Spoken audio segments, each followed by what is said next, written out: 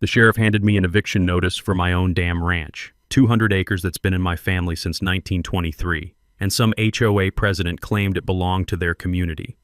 I'm standing on gravel 3 generations of Hawkins men have walked, staring at papers demanding I vacate in 30 days. The smell of diesel from my cattle truck mixed with morning coffee still warm in my hands. Jennifer Blackwood. Never seen her before, but she claimed my ranch was illegally subdivided from her Willowbrook community land. This was where Sarah and I built our retirement dream, where I scattered her ashes under our oak tree 18 months ago. Ma'am, this land predates your community by 40 years, Jennifer smirked. Not according to our master development agreement. She picked the wrong petroleum engineer. 30 years in oil taught me that desperate grabs hide bigger problems. What would you do if strangers tried to steal your family's legacy? Drop a comment. Where are you watching from? Let me back up and tell you how this mess started. I'm Gerald Hawkins, 58 years old, retired petroleum engineer who thought cattle ranching would be the peaceful chapter of my life. 30 years in the oil fields taught me that pressure builds slowly, then explodes all at once. Wish I'd remembered that lesson. Sarah and I bought this place 15 years ago as our dream retirement sanctuary. 200 acres of Texas hill country where the only sounds were cattle lowing and wind through the oak trees. We spent weekends walking every fence line, planning where we'd build the new barn, talking about grandkids who might visit someday. Then cancer took Sarah 18 months ago. The medical bills ate through our retirement savings faster than drought kills grass. I kept the ranch running on stubbornness and prayer, talking to her photo every morning over coffee. Morning, sweetheart. Cattle look good today. Miss you something fierce. That's when Jennifer Blackwood entered my life like a tornado, wearing designer heels. First time I saw her, she was clicking across my wooden porch in shoes that probably cost more than my monthly feed bill. Perfect blonde hair, power suit, BMW X7 parked next to my beat-up Ford like a spaceship next to a covered wagon. Her perfume hit me before she did, something expensive and sharp that made my cattle uneasy 50 yards away. Mr. Hawkins, I'm Jennifer Blackwood, president of the Willowbrook Homeowners Association. She held out a manicured hand while waving official-looking papers with the other. We need to discuss your property situation. Jennifer had perfected the art of managing new residents, convincing them the community pool was still in the permitting phase and security patrols worked overnight shifts when most people were sleeping. I laughed. Couldn't help it. Ma'am, I don't belong to any HOA. This ranch predates whatever development you're running by decades. Her smile turned cold. That's where you're wrong. According to our master development agreement, your property was illegally subdivided from community land. Under the reversionary clause, it belongs to Willowbrook. Now, reversionary clauses are real legal mechanisms. They mean land automatically returns to the original owner under specific conditions. Translation: if Jennifer's paperwork was legitimate, I could lose everything without a dime of compensation. Lady, my grandfather homesteaded this land in 1923. The only thing reversing here is you, off my property.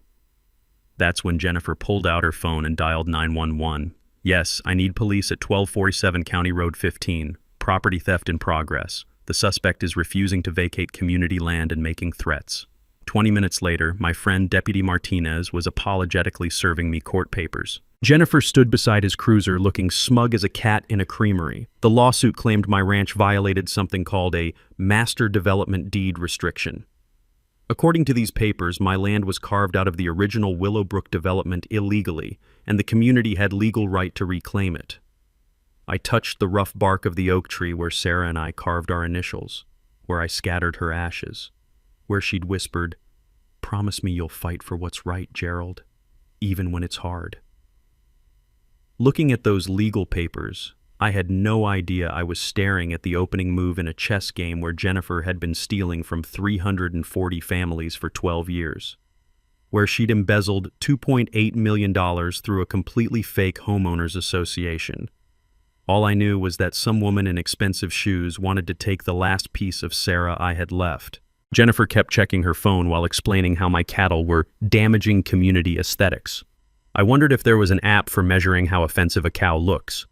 But here's what I learned about pressure systems in 30 years of engineering. When someone applies force to steal something, They're usually hiding a bigger problem. Jennifer was about to find out that this old rancher knew a thing or two about pressure and how to use it. 3 days after that first encounter, Jennifer filed an emergency injunction claiming my deed was fraudulent. She presented what looked like official master development plans to the county judge, showing my ranch as community property with neat little lines drawn around it. The local news picked up the story. Property dispute raises questions about land rights. Jennifer positioned herself as the reasonable community leader protecting residents from an unstable rancher. She even tipped off a TV crew to film her standing in front of my cattle gate, pointing at survey markers like she was teaching geography. Then the sheriff served me with a 30-day eviction notice for my own land. I sat at my kitchen table staring at that paper, Sarah's photo looking back at me. The silence felt heavier than usual. Even the cattle seemed to sense something was wrong. Milk production dropped 20% overnight. I called Jake Morrison, the only property lawyer in town I could afford. $5,000 retainer that I definitely didn't have, but my neighbor Bill Martinez co-signed a loan against his tractor. Jake spread Jennifer's paperwork across his desk like he was defusing a bomb. "Gerald, this is either the most sophisticated property fraud I've ever seen, or you're in serious trouble." We spent 6 hours going through every page. Jennifer's documents referenced deed numbers, filing dates, even surveyor signatures. But something felt off. Jake's coffee breath got stronger as he concentrated, and the musty smell of old law books mixed with my growing anxiety.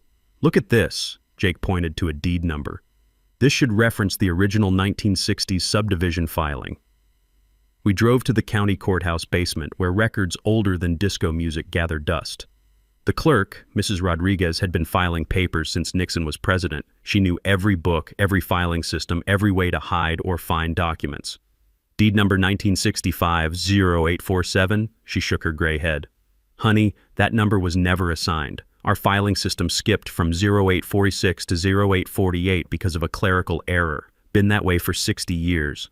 Property deeds have unique recording numbers linked to specific dates and locations. Every real deed leaves a paper trail through county records. Translation: fake deeds reference numbers that never existed, and Jennifer's paperwork was pointing to a ghost."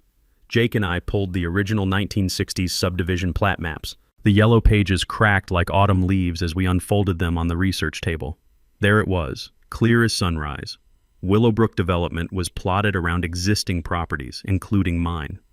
My family's ranch had been there 40 years before Jennifer's community existed. I found Sarah's handwritten property notes that night, tucked in our old survey folder. Her careful script documenting every fence post, every boundary marker, every tree we'd planted together. "Gerald, always trust the paperwork, but verify the people behind it." Even in death, she was still teaching me. Jennifer's master development agreement had more typos than a middle school book report. Apparently, fraud doesn't require spell check, but her biggest mistake was claiming authority she never had. The next morning, I called Jake with new confidence. "File a motion to dismiss, and while you're at it, request sanctions for frivolous litigation." But Jennifer wasn't backing down. If anything, my questions made her more desperate. She filed a motion claiming I was mentally unstable due to grief, that losing Sarah had made me delusional about property ownership. That crossed a line. I sat under the oak tree where Sarah rests, county records spread around me like evidence in a murder case. The late afternoon sun slanted through leaves that had watched my family work this land for a century. "Sweetheart, this woman thinks your death broke my mind. She's about to learn what a petroleum engineer with 30 years of pressure analysis can do when he sets his mind to something." The mini twist came when I started digging deeper into Jennifer's background. Turns out her Willowbrook Homeowners Association wasn't registered with the state. No corporate charter, no legal standing, no authority to claim anything. Jennifer had been playing with fake papers from the beginning. But while I was building my defense, Jennifer was escalating the attack. She convinced the judge to grant a temporary restraining order, claiming my aggressive behavior threatened community safety. I got locked out of half my own ranch. The restraining order meant I couldn't access my eastern 100 acres.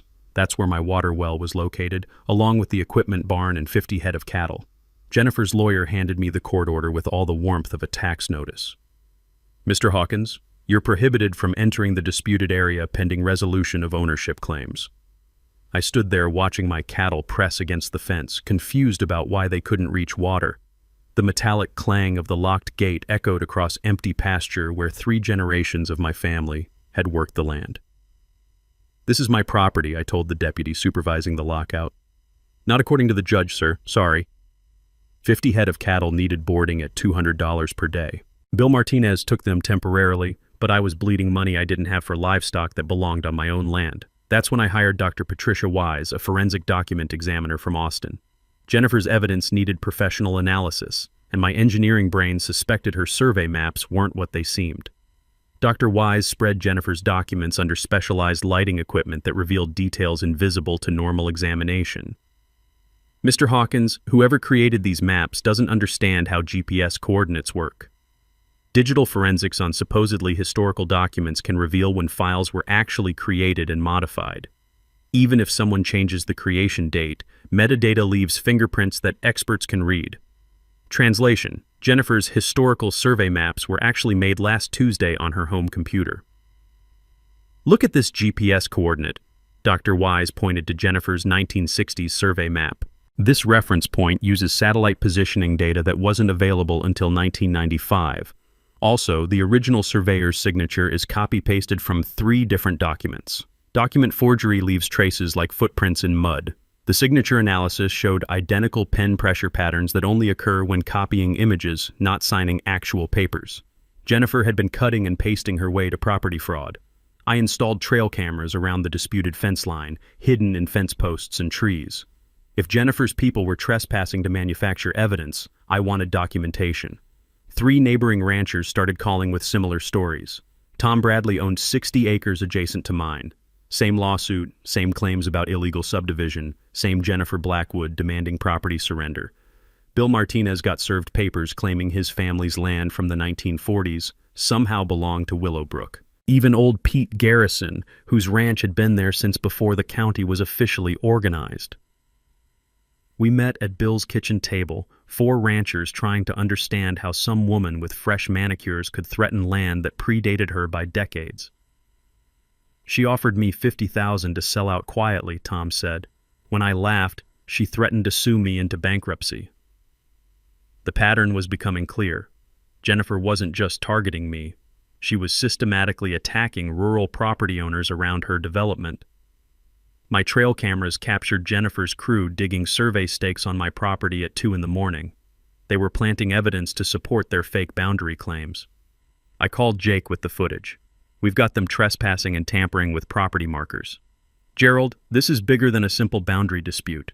Jennifer's running some kind of systematic land grab operation."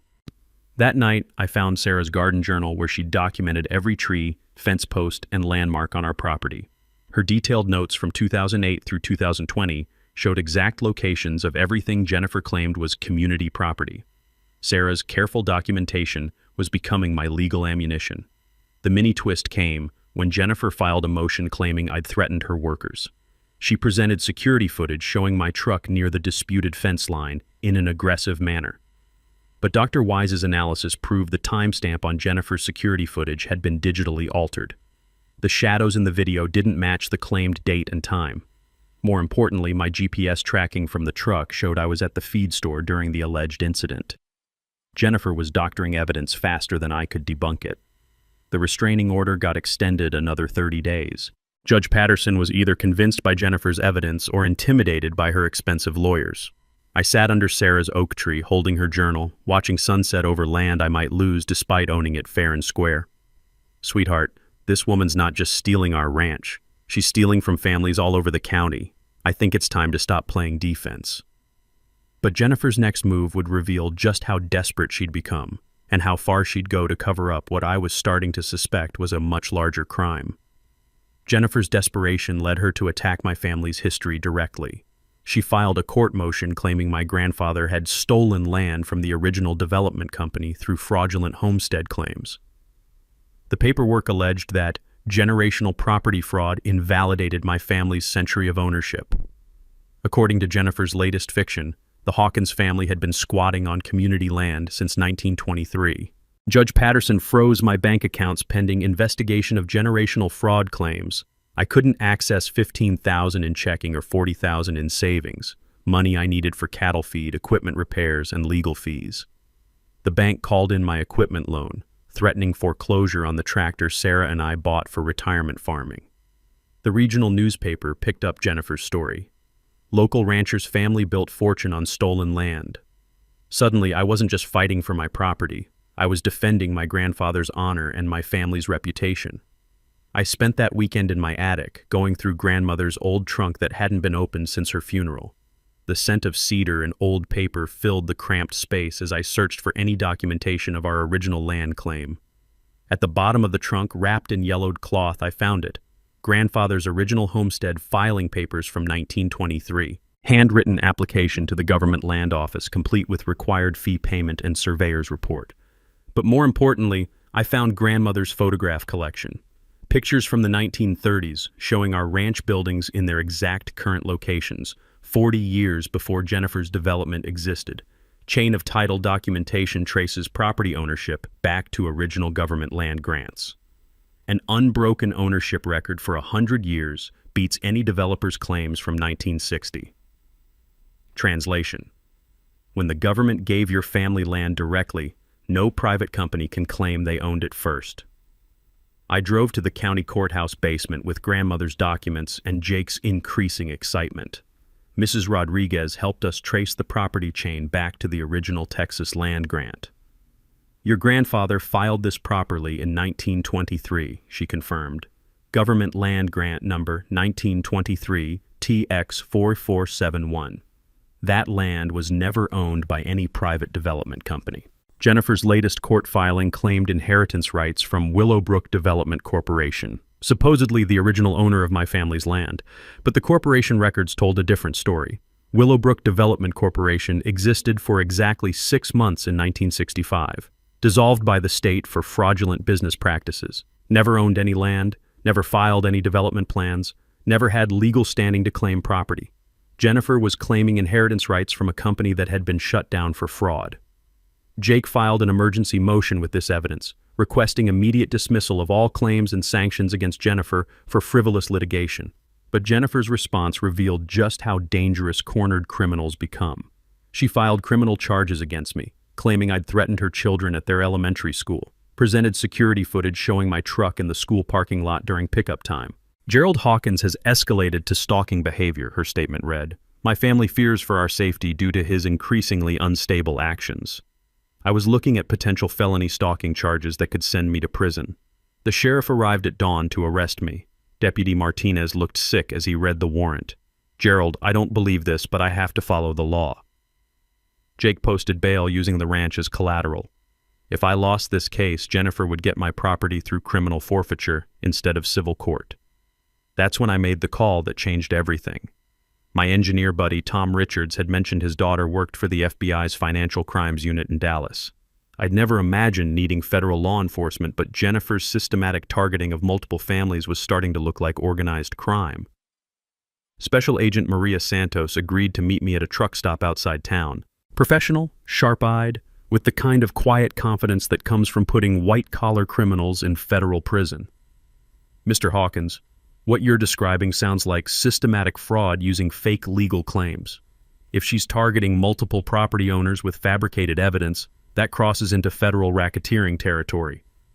I handed her copies of everything: forged documents, altered security footage, bank records showing Jennifer's unusual legal expenses, contact information for the other targeted ranchers. Give me 2 weeks to investigate Jennifer's background, Agent Santos said. Don't confront her directly. Let her think she's winning while we build the federal case. The mini-twist was discovering that Jennifer's elementary school footage was digitally altered, timestamp manipulation that FBI forensics could prove within hours. But more importantly, Agent Santos found something I'd missed. Jennifer's Homeowners Association was collecting monthly fees from 340 families for services that didn't exist. This wasn't just property fraud. This was a multi-million-dollar embezzlement operation disguised as community management. Agent Santos called me 3 days later with news that changed everything. Gerald, Jennifer Blackwood has been running a sophisticated financial fraud operation for 12 years. She's collected $2.8 million from families in what they think is a legitimate homeowners association. I sat in my truck outside the feed store trying to process numbers that didn't make sense. $2.8 million from how many families? 340 homes paying $850 per month for community services that don't exist. Pool maintenance for a pool that was never built. Security patrols that were never hired. Legal funds that went straight to her personal accounts. The FBI forensic accountants had traced Jennifer's money flow like following a river to its source. Monthly HOA fees from hundreds of families flowed into accounts Jennifer controlled, then immediately transferred to her personal banking. What services were families supposed to get? I asked. Community pool, landscaping, 24/7 security, legal representation, road maintenance. None of it exists. Jennifer pocketed everything while providing nothing. Fiduciary duty means managing other people's money for their benefit, not your own. Taking community fees for fake services is felony theft, even if people voluntarily paid. Translation: Jennifer had been stealing from hundreds of families who trusted her to manage their community. The property lawsuits are just a distraction, Agent Santos explained. Jennifer targets rural landowners near her development to legitimize her fake HOA claims. If she can prove the association has authority over surrounding properties, it validates her fictional community management role. My ranch wasn't the target, it was the cover story. Jennifer needed to establish legal authority over rural properties to justify collecting fees from suburban families for non-existent services. How long has this been going on? 12 years. Started small with maybe 50 families, grew as new houses were built.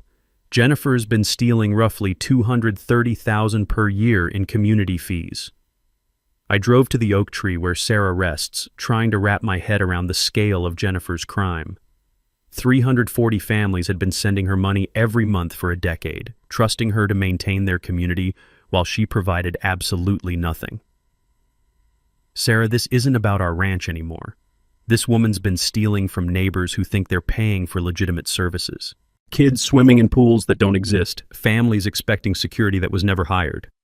The FBI had Jennifer's banking records, email communications, and documentation proving systematic fraud, but they needed more time to build an airtight federal case. The annual Homeowners Association meeting is in 10 days, Agent Santos told me. Jennifer has to present financial reports and justify another year of fee increases. That's our opportunity. What do you need from me? Keep playing defense. Let her think she's winning the property dispute. We'll coordinate with local law enforcement for arrests during the meeting when we have maximum witnesses and media presence. Agent Santos explained Jennifer's business model like a criminal engineering project. Create fake community authority, collect monthly fees for fictional services, use property lawsuits to establish legitimacy, transfer money to personal accounts, repeat. She's done this in 3 other counties, Agent Santos revealed. Always the same pattern. Target rural properties, claim community authority, collect fees for services never provided. Jennifer's built a criminal enterprise disguised as Suburban Homeowners Association. I understood now why Jennifer fought so hard for my ranch. Without authority over surrounding rural properties, her fake HOA lost credibility with the families she was robbing. Gerald, in 10 days, Jennifer's going to face 340 families who've been paying for services that don't exist. Federal agents will be waiting to arrest her for wire fraud, money laundering, and racketeering. The power dynamic had completely shifted. I wasn't defending my property anymore. I was helping federal agents take down a criminal who'd stolen millions from hardworking families. Time to give Jennifer the annual meeting she'd never forget. Agent Santos met me at the ranch the next morning to coordinate our federal trap. The annual Willowbrook HOA meeting would happen in the community center Jennifer had built with stolen money. Perfect irony for her downfall. We need this meeting recorded for federal evidence, she explained while examining the community center layout. Texas one-party consent law allows recording your own conversations, so everything Jennifer says will be admissible in court. My engineer buddy Tom Richards installed hidden recording equipment throughout the meeting room. 4K cameras with cloud backup, audio recording devices that could capture whispers from 50 feet away. Federal standards require redundant documentation to prevent evidence challenges. Agent Santos explained they needed Jennifer to present false financial reports publicly for maximum evidence documentation and to prevent successful appeals later. If technology fails, we still need witnesses, Agent Santos said. How many families do you think will attend? Jennifer sent notices requiring attendance for critical community votes. She's expecting 300 people minimum. The FBI Financial Crimes Unit had spent 2 weeks building an airtight case. Wire fraud, money laundering, racketeering, charges that carried 20 years in federal prison. But they needed Jennifer to incriminate herself publicly with maximum witnesses present. I calculated Jennifer's theft like an engineering problem. $850 per month from 340 homes equals $289,000 annually. Over 12 years, that totaled $3.4 million in stolen fees, not counting fake legal expenses and property damage costs. Each family lost an average of $9,800, I told Agent Santos. That's vacation money, college savings, retirement funds stolen for services that never existed. Wire fraud prosecution requires proof of interstate electronic communication for fraudulent purposes. Jennifer's email notifications about fee increases, banking transfers across state lines, and digital payment systems created perfect federal evidence trail. Translation: every email Jennifer sent about fake services added years to her potential prison sentence. Agent Santos coordinated with 3 other FBI offices investigating Jennifer's criminal network. She's run similar schemes in Oklahoma, Arkansas, and Louisiana. Always the same pattern: fake HOA authority, non-existent services, systematic theft from trusting families. We spent hours preparing questions that would force Jennifer to incriminate herself. How many years had she managed the community?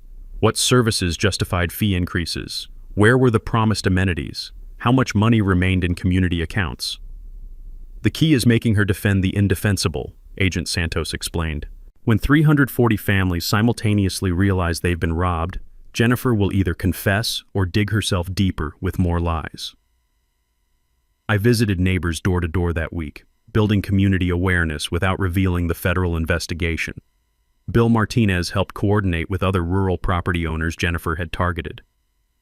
Gerald, if she's been stealing from suburban families, that explains why she needs our land, Tom Bradley realized. Rural property ownership legitimizes her fake community authority. Betty Lucy, a retired teacher, organized telephone trees to ensure maximum meeting attendance.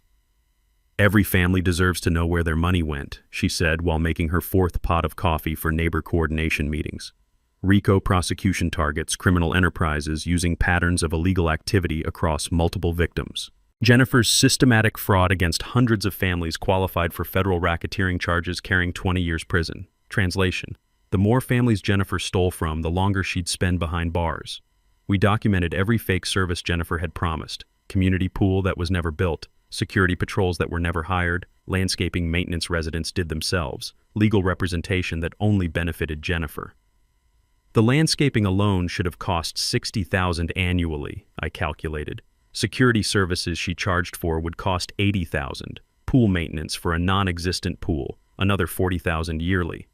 Agent Santos reviewed my documentation with FBI accountants. Jennifer's theft rate exceeded legitimate service costs by 90%. She was basically charging families for fantasy amenities while providing nothing. The media strategy involved investigative reporters from Dallas Morning News who'd been tracking HOA fraud statewide. Anonymous tip about major embezzlement arrest during community meeting, Agent Santos explained. 3 days before the meeting, I sat under Sarah's oak tree preparing emotionally for confronting Jennifer publicly. Sweetheart, tomorrow I help take down a criminal who's stolen from hundreds of families. This isn't about our ranch anymore. It's about justice for everyone she's hurt. The evening before the meeting, Agent Santos called with final coordination details. Federal agents will be positioned outside the community center. When Jennifer presents her fraudulent financial reports, you'll ask questions that force her to confess publicly. We'll enter when she's completely incriminated herself. What if she tries to run? She won't. Jennifer's arrogance is her weakness. She genuinely believes she's smarter than everyone else. That pride will put her in federal prison. I checked the hidden recording equipment one last time, tasting the metallic flavor of adrenaline. Tomorrow, 340 families would learn they'd been robbed by the woman they trusted to manage their community. Jennifer was about to discover that stealing from hardworking families carries a price higher than she ever imagined. The week before the annual meeting, Jennifer's desperation reached criminal levels. She attempted to bribe County Clerk Tom Bradley with $25,000 to backdate false property records supporting her land claims. Unfortunately for Jennifer, my hidden cameras captured the entire bribery attempt in the county office. "Tom, I need these survey records to show my dates from 1963 instead of 1965, Jennifer said while sliding an envelope across his desk. That money should handle any filing fees. Tom Bradley had been taking bribes for 8 years, but he never expected federal surveillance. Agent Santos had been monitoring Jennifer's phone calls and financial transactions for weeks, building evidence of systematic corruption. Bribing public officials violates federal law under Title 18 U.S.C. 201.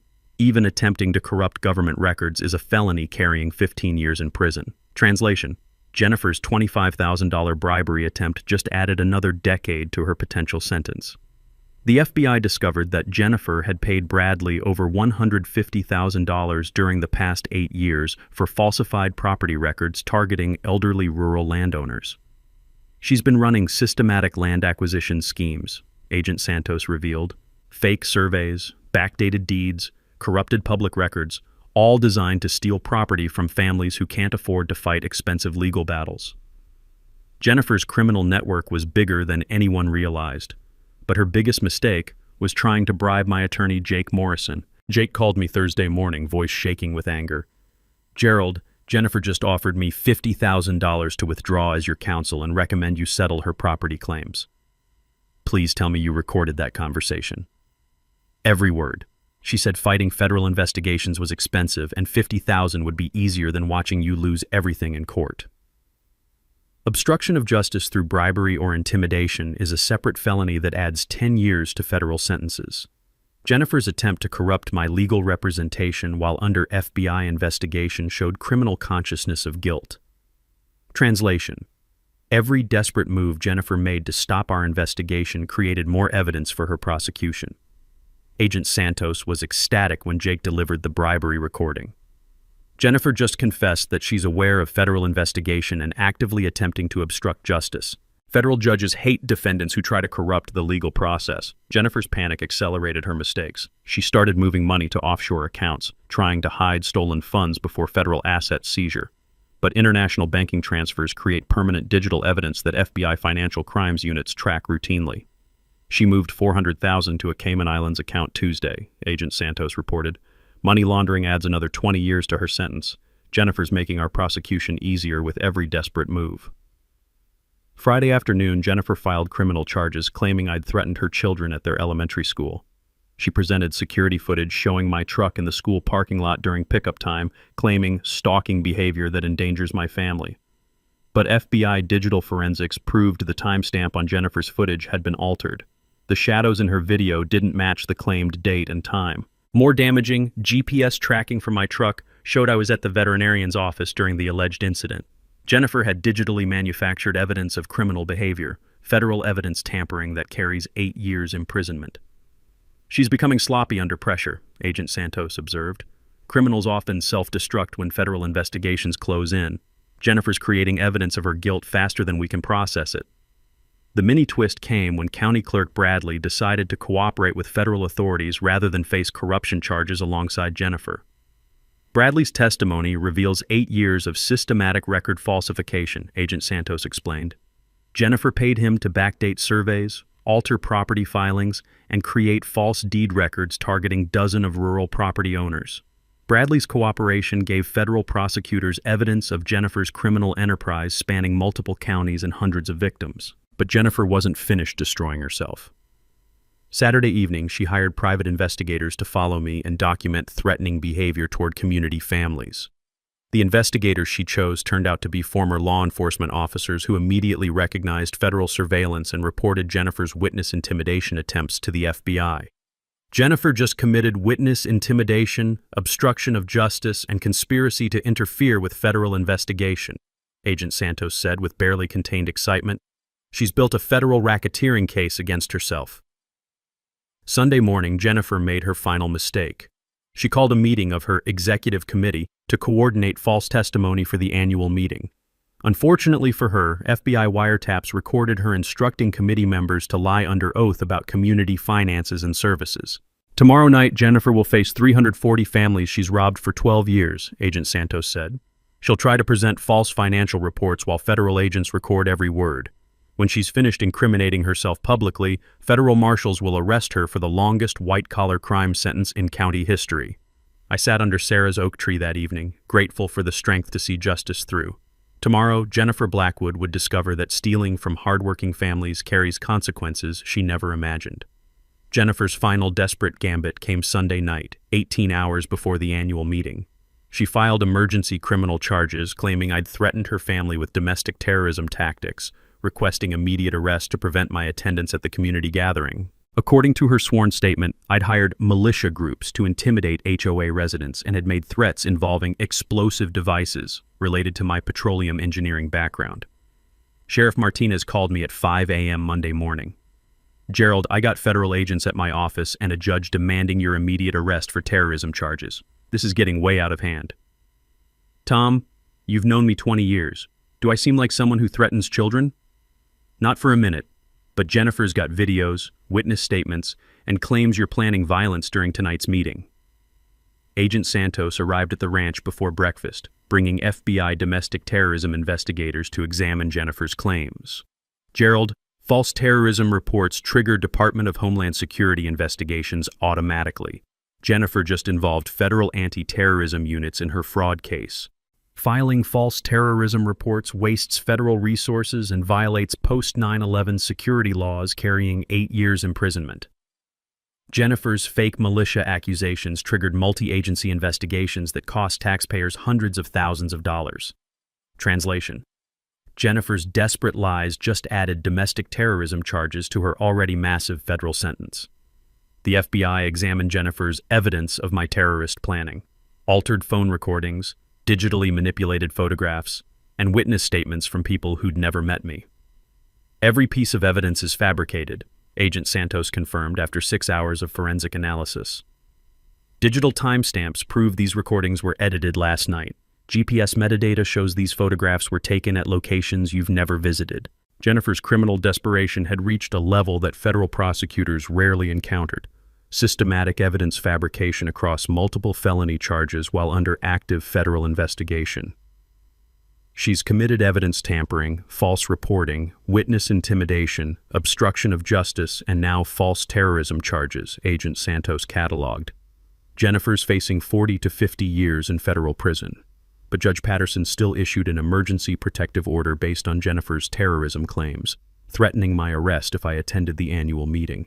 That's when Agent Santos revealed the federal investigation's final card.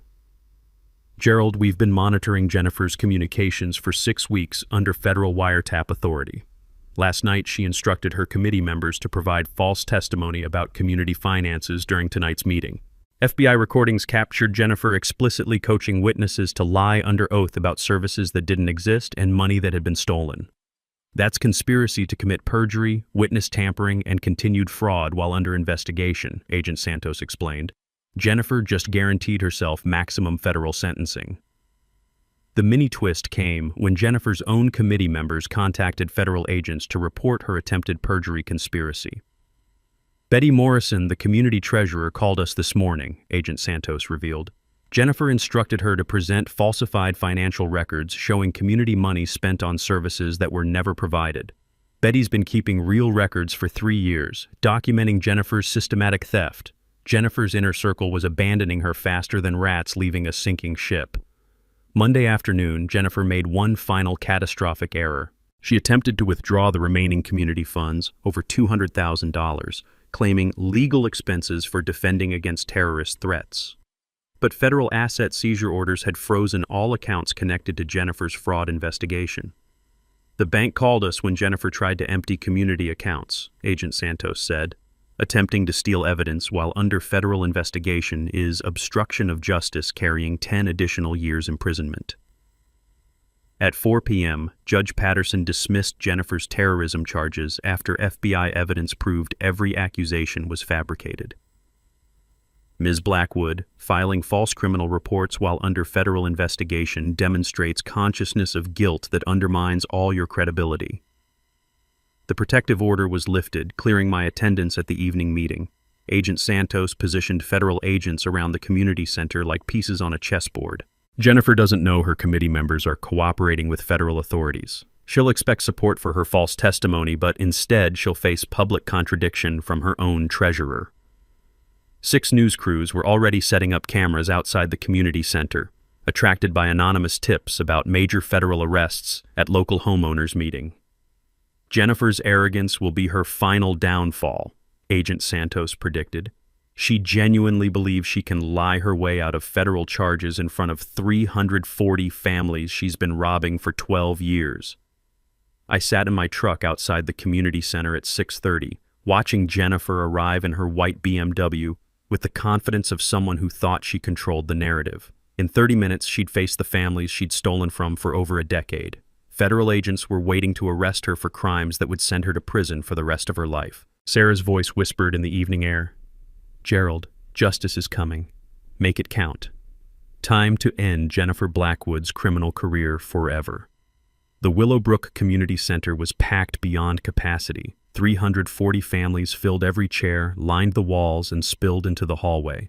News crews positioned cameras at all exits, while federal agents took discreet positions throughout the crowd. Jennifer walked to the podium at 7 p.m. wearing her most expensive power suit, radiating the confidence of someone who believed she controlled everyone in the room. "Welcome to our annual Homeowners Association meeting," she began with practiced authority. "Tonight we'll review community finances, discuss necessary fee increases, and address security concerns raised by recent events." The room buzzed with nervous energy. Families whispered about property disputes, rising costs, and rumors of federal investigations. Jennifer smiled like a queen addressing her subjects. "Our first order of business involves removing Gerald Hawkins from community membership due to property violations and threatening behavior toward residents." I stood up from the back row. "Point of order, Jennifer. I'd like to address these accusations directly." Jennifer's smile turned predatory. "Gerald has no standing in this proceeding because his property doesn't belong to him. Under our community covenants, disputed properties have no voting rights." Perfect. She'd just claimed my ranch belonged to her HOA in front of 340 witnesses and 6 news cameras. "Jennifer, that's an interesting claim," I said, walking toward the front of the room. "Could you show these families where their $850 per month actually goes?" "Our community fees fund essential services that maintain property values," Jennifer replied smoothly. "Pool maintenance, security patrols, landscaping, legal representation." "What's the address of our community pool?" I asked. Confused silence filled the room. Families looked around as if noticing for the first time that no community pool existed anywhere in their development. "The pool is in planning stages," Jennifer recovered quickly. "Engineering studies and permit applications require advance funding." "For 12 years?" I pressed. "Where exactly are these security patrols you've been charging for?" More silence. Families were beginning to realize they'd never seen security guards anywhere in their neighborhood. Agent Santos had given me a remote control for the projection screen behind Jennifer's podium. I clicked it on, displaying the first slide of evidence. "Jennifer, here are bank records showing $850 per month from each family flowing directly into your personal accounts for the past 12 years. The screen showed digital bank statements with Jennifer's name on accounts receiving millions in community fees. Mathematical calculations displayed the theft in real time. 850 times 340 times 12 equals $3.4 million stolen. The room erupted. Families shouted questions, demanded explanations, and realized simultaneously that they'd been robbed by the woman they trusted to manage their community. "These documents are forgeries created by Gerald to frame me," Jennifer shouted over the growing chaos. "Actually, they're not." Betty Morrison, the community treasurer, stood up with her own documentation. "I've been keeping real financial records for 3 years. Jennifer instructed me this morning to present false reports hiding her theft." The crowd turned toward Betty with desperate attention. "Jennifer hasn't spent $1 on community services in 3 years. I've been tracking expenses. No pool maintenance because there's no pool. No security because she never hired anyone. No landscaping because residents maintain their own properties." Agent Santos entered through the main door, followed by 6 federal agents with badges clearly visible. Since my ranch predated the subdivision by 40 years, state law recognized me as an adjacent property owner with legal standing in community governance matters. "Jennifer Blackwood," Agent Santos announced in a voice that silenced the room completely. "You're under arrest for wire fraud, racketeering, money laundering, and conspiracy. The metallic click of handcuffs echoed through the silent community center as 340 families watched their tormentor led away in disgrace. "Ma'am, you have the right to remain silent. Anything you say can and will be used against you in a court of law." Jennifer's face transformed from confident authority to shocked disbelief as the federal charges were read aloud. Wire fraud, money laundering, racketeering, bribery, obstruction of justice, evidence tampering. "Jennifer, my ranch was never yours because your HOA never legally existed," I said as agents led her past my position. "You created a fake community to steal $2.8 million from these families. The FBI has been investigating you for months." 6 news cameras captured every moment as Jennifer was escorted to federal vehicles outside. The evening broadcasts would lead with "Fake HOA President Arrested for Multi-million-dollar Fraud." Federal agents immediately began documenting victim statements and financial losses. Asset seizure orders froze Jennifer's accounts, luxury cars, and properties to fund victim restitution. The families sat in stunned silence, processing 12 years of systematic theft by someone they'd trusted completely. "Folks," I addressed the room as Agent Santos finished arrest procedures, "Jennifer's criminal trial will recover most of your stolen money through federal asset forfeiture. In the meantime, we need to form a legitimate homeowners association with transparent financial oversight." 340 hands shot up to volunteer for community rebuilding. Justice served. Criminals arrested. Community healing begins tonight. After federal agents led Jennifer away in handcuffs, the community center fell into stunned silence for exactly 5 seconds before erupting in applause and desperate questions. Betty Morrison, the community treasurer, stood up first. "We can't let this community collapse after what we just learned. We need a new board of directors, right now." Over 300 hands shot up simultaneously. Someone called for emergency elections under HOA bylaws, allowing removal of officers by majority vote under special circumstances. "Wait," called out Tom Lucy, a retired teacher. "Can we even trust any of the current board? How do we know who else was involved?" The room buzzed with nervous energy. Families who'd just discovered 12 years of theft weren't sure who to trust. "I nominate Gerald Hawkins for emergency president," Betty announced. "He's the one who exposed this fraud and saved all of us from Jennifer's theft." "But his ranch isn't even part of our HOA," someone protested. Agent Santos, still documenting evidence, looked up from her paperwork.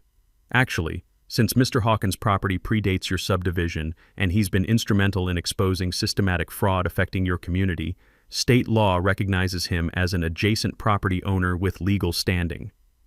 I hadn't even sat down when voices throughout the room started seconding the nomination. "Mr. Hawkins saved all of us from 12 years of fraud. He's the only one who fought Jennifer when the rest of us just paid our fees. We need someone we can trust." The vote happened on the spot. 338 votes in favor, 2 abstentions. Betty Morrison handed me Jennifer's abandoned gavel with tears in her eyes. "Gerald, this community is yours to heal." 1 meeting later, I officially controlled the Willowbrook HOA, not for revenge, but to transform it into a truly transparent and legitimate community organization that actually served the families who'd trusted us with their money. The irony wasn't lost on me. Jennifer had spent months trying to steal my ranch through fake legal claims. Instead, her own criminal behavior had handed me control of the very organization she'd used to defraud hundreds of families. Justice served, community protected, leadership earned through truth instead of theft. Within 48 hours as the new HOA president, I'd implemented emergency financial controls and transparency measures that Jennifer had avoided for 12 years. Our first official act was dissolving all of her fraudulent contracts and establishing legitimate community services. Federal Judge Martinez dismissed all property claims against my ranch with prejudice, meaning Jennifer could never file similar lawsuits again. The court awarded me $75,000 in attorney fees and damages, finally compensating the financial devastation she'd caused my family. Jennifer's federal indictment listed 47 felony counts, including racketeering, wire fraud, money laundering, bribery, obstruction of justice, and evidence tampering. Federal prosecutors offered a plea bargain, 28 years in federal prison with cooperation in asset recovery, or 35 years after trial conviction. Jennifer chose the plea bargain. Federal asset forfeiture recovered $2.1 million from Jennifer's hidden accounts, luxury cars, jewelry, and properties. Each of the 340 families received an average of $6,200 in restitution, Not everything they'd lost, but substantial recovery from their stolen fees. Her $750,000 house was sold to fund additional victim compensation. The civil lawsuit our attorney filed seeks punitive damages for emotional distress and community rebuilding costs. Under my leadership, Willowbrook became the first HOA in county history with completely transparent finances. We legally incorporated with state oversight, established term limits, and implemented monthly financial reporting that every resident could access online. For the first time in 12 years, families actually received the services they paid for: professional landscaping, legitimate security patrols, and legal representation for actual community issues instead of fraudulent property theft. The Sarah Hawkins Community Integrity Fund was established with $50,000 from my settlement money. This memorial endowment provides legal aid for rural families facing HOA fraud while honoring my wife's memory through protection of honest, hardworking people. We've already helped 3 families in neighboring counties fight similar fake HOA schemes. The fund also provides an annual $10,000 scholarship for agricultural engineering students, ensuring future generations understand both rural land rights and the technical skills needed to defend them. Every December, our community holds the Sarah Hawkins Memorial Day celebration, combining remembrance of her life with gratitude for justice achieved through her inspiration. Federal restitution laws guarantee victim repayment from criminal proceedings. Jennifer must repay every stolen penny before becoming eligible for parole. Translation: she'll spend at least 14 years in federal prison before any possibility of reduced sentences.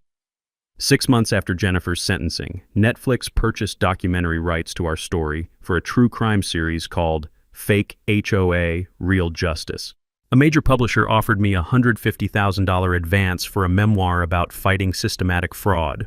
I've been invited to speak at rural property rights conferences across Texas, helping other landowners recognize and prevent HOA fraud schemes. The story influenced state legislation requiring HOA registration, financial auditing, and criminal background checks for community management positions. Agent Santos called last week with news that Jennifer's fraud network spanned 4 states. FBI task forces discovered 12 additional fake HOAs she'd operated in Texas and Oklahoma, stealing from over 800 families total. Congressional hearings on HOA regulation cited our case as evidence for federal oversight of community management organizations. My ranch has never been more productive. The settlement money funded new irrigation systems, equipment upgrades, and herd expansion from 50 to 120 cattle. For the first time since Sarah's illness, the operation shows consistent profit. More importantly, I found peace. The evening conversations with Sarah's memory have transformed from desperate grief to grateful remembrance. Our fight for justice honored her values while protecting hundreds of innocent families.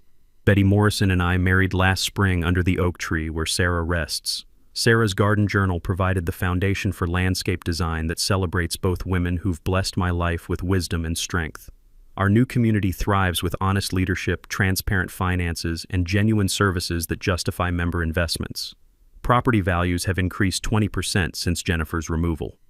But the fight continues. Agent Santos contacted me about another fake HOA targeting veteran families in Oklahoma. Apparently, my expertise in recognizing fraudulent communities is needed again. Sarah's voice whispers through autumn leaves. Gerald, you turned our greatest trial into victory for hundreds of families. That's the legacy we wanted to build together. Thanks for hanging out with us on HOA Stories, where the HOA Karens meet their match. If this story had you cheering or cringing, go ahead and like the video, drop a comment with your reaction, and hit subscribe so you're ready for the next wild HOA tale.